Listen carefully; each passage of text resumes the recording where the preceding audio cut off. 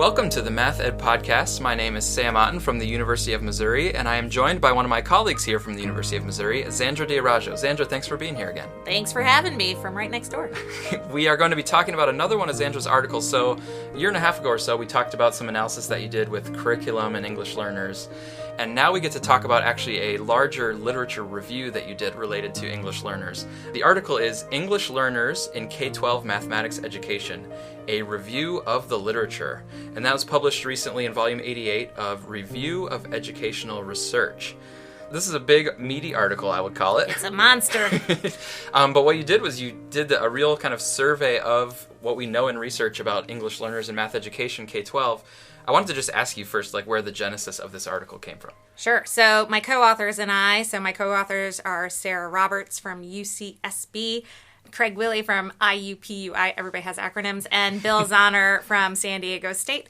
And we have just been talking about what do we know with evidence about teaching and learning of mathematics with English learners. And so we thought, if we're going to look it up anyways, we might as well get a paper out of it. And so that's where the idea came from, is just to get a lay of the land with what we know about English learners in math ed. So you just had a natural curiosity, what is the sort of sum total of the research? But you're like, let's do it systematically. Yeah, we wanted something that we could refer to again and again as we continue to work together, and we think this will serve that purpose. Yeah. So in doing a literature review like this, what is the actual process that you went through for doing it? What are the nuts and bolts of actually putting this together? Yeah, so thinking about what we want to search and what information we want to comb through was first. And as you'll see in our article, if you read it, we went through the ERIC database as kind of like a big collective starting point. And then we drew on your article in JRME with Ryan Nivens, along with Keith Latham, and looking at top journals in our field, and then also thought about equity journals. And then we went outside of math because we thought maybe some of this be housed in language and literacy journals or broader educational research journals. So the topic of the article would still be related to mathematics, but it might have been published in a different journal. Yes, and we knew that from citing some of this work in different fields, even though it's in math ed context. Yeah. So then when you pulled a list of journals that you're searching through their whole database, how far back did you go, and then how did you sort of sift through the results that all come up from a search? So we had a lot of keywords, and we talked a lot of time about what keywords to use. We found out that if you just search EL, you get a lot of things from chemistry, for example, in ERIC, and so we had to comb through all that.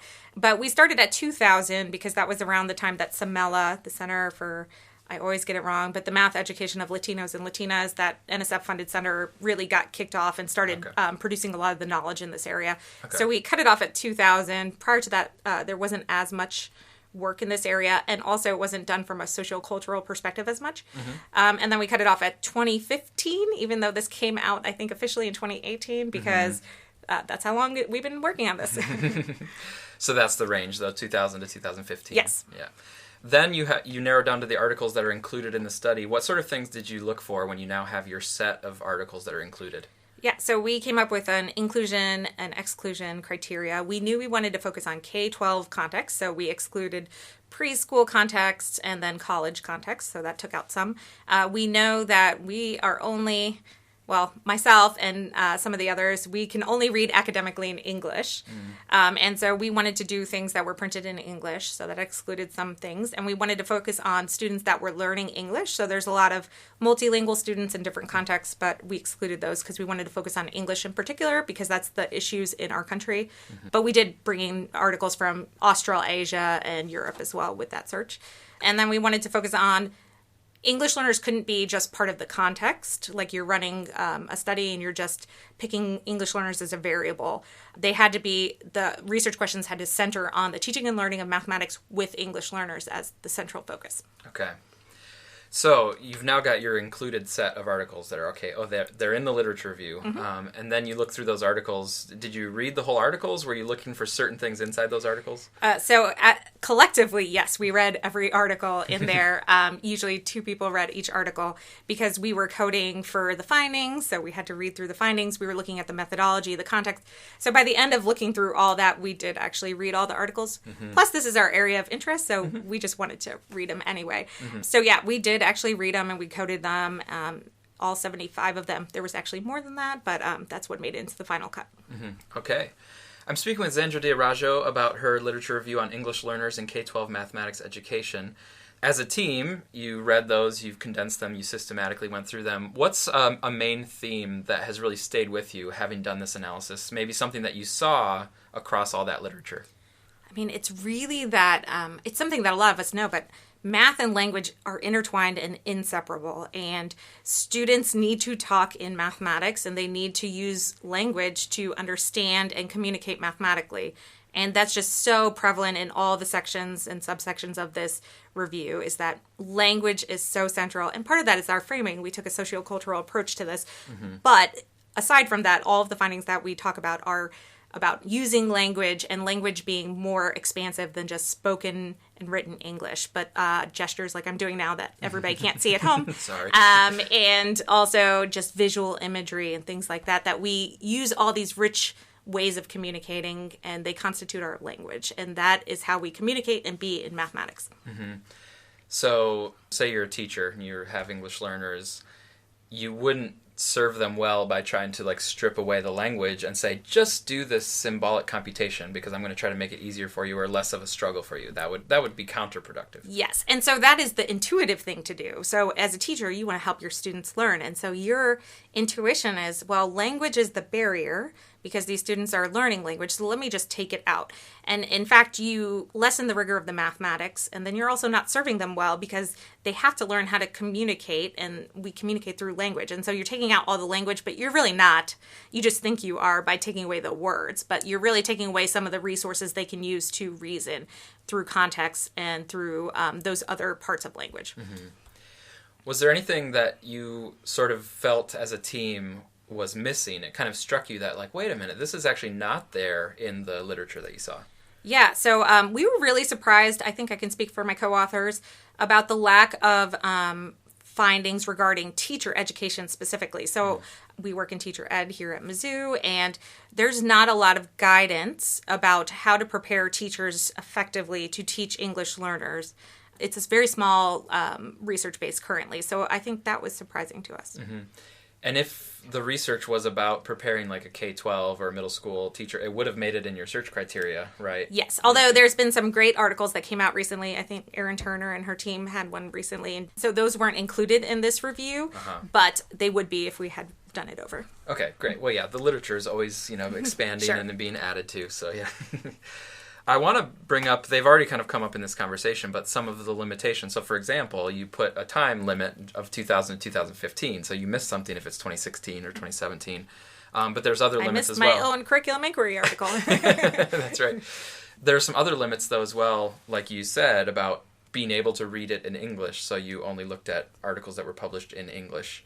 Can you speak a little bit about how the team thought about and sort of came to terms with the limitations that you have whenever you do a literature review like this? Yeah, it's really difficult. In this case, we know that a lot of equity work in our field is done in book chapters and proceedings, and we did not include those primarily because we didn't have a systematic way of tracking the research in those venues. Mm-hmm. So that's certainly a limitation of this, and reviewers pointed that out as well. But we just said, we had to bound it some way. We had to have a systematic process. So that's a limitation.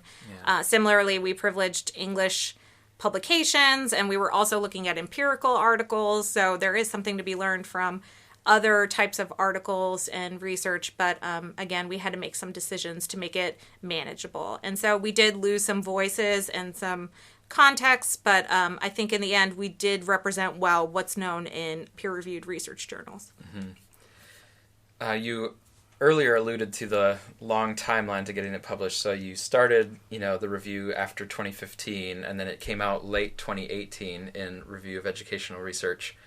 Talk to us a little bit about the process of submitting a literature review, and then also the kind of reviews and feedback that you get for a literature review, which is a different kind of article than like a straight up empirical report. Sure. This is the first one. I think I can say this for my co-authors as well. I think this is all of our first literature review as the publication, like the form of publication. So not just doing it as a part of an article. So we had a learning curve. I'm sure we didn't do it the most efficient way. I don't know how many versions of Google spreadsheets we came up with, trying to figure out how to capture just the vast amounts of data that we pulled from ERIC and other places. It was just a big learning process. it's interesting because your data collection is combing through these articles and trying to find them and thinking about how important inclusion criteria and everything that you do, you should track. And we learned that after redoing our search a couple of times, that we need to track how many articles get pulled up from what keywords and all these things that I never thought about, because you do want it to be systematic in the way that you collect data. Somebody else could replicate the process. Sure, yeah. And so we learned a lot about that. And then we just learned a lot about working together efficiently. We're a great team. I think we work together great, but we get off track sometimes when we meet. But it was good because we got other things out of this collaboration as well. So I think just our friendliness with one another and us being novices in this genre of writing extended our timeline a bit. But I think in the end, it was worth the wait. And I certainly... this was my, dream journal to get this published in. And when we got to revise and resubmit, I think we all were in shock and so excited. The reviews of it were, pushing us to go deeper in our analysis. I think if you read our first version of it, it was synthesizing the findings, but not really thinking about what everything together means for the field. And I think we did end up going deeper into just being a little bit more critical of what we found rather than just recounting the findings by the end, which was, I'm thankful for the reviewers' feedback in making it stronger in that way. Did it meet the need that you hoped for at the beginning, like where you and the team wanted to just kind of know what was out there? Did you feel like at the end you're like, okay, we do have a sense now of what was out there? Yeah, I think we have a sense. It made me hungry for more information. So I want to know what's happening in contexts that aren't urban or that aren't... in California or Texas, in these places with lots of English. I want to know more about my context in Missouri and what works, because I think different contexts necessitate different strategies, and I don't think we know that very well. So it made me hungry to learn more. Yeah, and also just different, subgroups within English learners. There's maybe Latinos that are learning English, but then there could be people from completely other parts of the world and different cultures. Right, and we don't often take the time to really unpack. I mean, we're limited by word counts, right? So we can't say this is newcomers or this is level 3 on the Access score English learners. And those kinds of things are important when you're talking about teaching strategies, because if I'm in a classroom with refugees that are all newcomers, I think the strategies I enact might not be the same as if students that grew up in the States and are second generation language learners and things like that. Mm-hmm. I know the answer to this, but I'll ask it anyway. Would you do another literature review, having gone through this 3-year process? Yes, and I am indeed in the middle of one on Sam and I's Flip project. So I'm a glutton for information, I guess. And spreadsheets. Yes. My guest is Xandra D'Araujo from the University of Missouri here. We've been talking about her literature review on English learners in K-12 mathematics education. I want to ask you one more question, though, before I let you go, and that is we have the AMTE conference coming up very soon. Yeah. It's going to be in Orlando, Florida. Orange-lando, yep. So what do you have planned for your return to the Orlando area? Well, my mom and dad still live there, so I'm going to eat a lot of home cooking and go up a couple days early, and then hope to have some of my colleagues at my parents' house for dinner. That's great. Is there a particular activity that you would recommend to AMTE attendees if they hear this in time? I mean, it's Orlando, right? You got to go to Harry Potter World. I worked at Universal as a high school student. But if you can get out of the touristy district in iDrive, downtown Orlando is kind of fun too. So we are going to be doing Harry Potter World because my sons and I and my wife, we've been reading out loud Harry Potter books. So we finished book 2. And they just loved book 1 and book 2, and then they wanted to start book 3 right away. So it's been fun. Watch out for that wands shop. They will sell you a very expensive wand. Oh, I'm sure they will. Well, all right. Well, hope to see other people there, and we'll be there together. So that will be a fun conference. And thanks for talking about your work here. Thanks for inviting me. Appreciate it.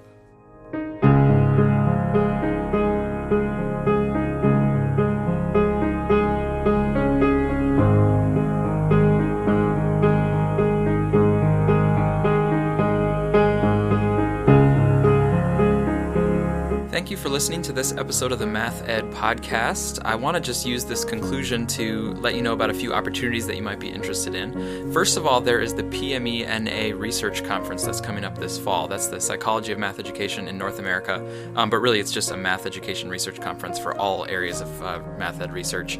And that conference is happening in November in St. Louis. We are hosting it here, some folks from Mizzou, myself with Zandra and Chuck Munter, and then also Amber Candela from the University of Missouri St. Louis. And our team, we're putting on the conference. We're very excited about it. We have a great location in St. Louis. It's right on the banks of the river, right next to the fully renovated Gateway Arch Park, which is just beautiful green space walking along the river. It's very nice. You really have to check it out. And there's lots of great museums, music, free activities, sporting events, all kinds of good food and beer and other things in the St. Louis area. We're really excited about it. We want to make sure people are included. And so if you want to be involved in the conference, the best way to do that is to come and share what you're working on. If you have some math education research or ideas to share, there's still time right now to put in your proposal. So February 15th is the date to remember if you want to propose a research report or a brief research report. So the research report is 8 pages, brief research report 4 pages, plus you can have references beyond that, which is new this year. February 15th is the date to submit those, so you can get that written. You can also do a poster, which is just 1 page. Let us know what you want to put on a poster and come and share. That's due March 1st, and there are also working groups that people are putting together. That's also due March 1st. So I wanted to get those dates in your mind. We're really hoping to see a good, diverse set of research and things people are working on to share at that conference. We also have some fun things ready for the conference. We're going to be having some puzzles strewn about throughout the weekend, and we're going to have some jokes and games and different things going on, so we're really looking forward to it. We want to have a good time with everybody. We also have kind of an exciting new plenary format that we're doing that we are very excited to see how that turns out. So really looking forward to a good conference. Want to see some proposals by February 15th and March 1st. If you want to see more information, you can go to the website, which is 2019.pmena.org. And then a couple more opportunities real quickly. If you are interested in secondary mathematics education and want to do a study abroad experience, I wanted to let people know about the Budapest Semesters in Mathematics Education. That's a study abroad program in Hungary, and it's specifically designed for secondary mathematics education. Especially undergraduates can go while you're in your undergraduate pre-service teacher preparation program. You could go to Hungary and see how they do their mathematics education, which is a very problem-solving, very robust, kind of critical thinking way of exploring mathematics. It's very cool. I've been over there myself, and it was a great trip. You can hear about some of my experiences there and the director of the program in episode 1717 of the podcast. But you can apply. Also, teachers can apply for this program. They have a summer program now that's very exciting, and even teachers can take advantage of to get rejuvenated and sort of see a different, richer, kind of robust way of doing mathematics education over in Hungary. There is a March 1st deadline for the summer program, and that is filling up. It's fairly popular, so I recommend people get on that as soon as you can. But there's also a fall and spring program that people can do during the academic year. So if that sounds interesting, if you're looking for an excuse to go over to Europe and just get out into a different culture of mathematics education, I highly recommend it. The website for that program is bsmeducation.com, Budapest Semesters in Mathematics Education. And then the last thing I'll mention is just if you are a teacher who is interested in a master's degree focused on math education or an ed specialist degree above a master's, and you want to do that online at a very reasonable cost, but having a good chance to interact with other math teachers and have courses that are very relevant to your job, I just want to let you know that we have those programs available online here at Mizzou, and you can find out more at mizzoumathed.org.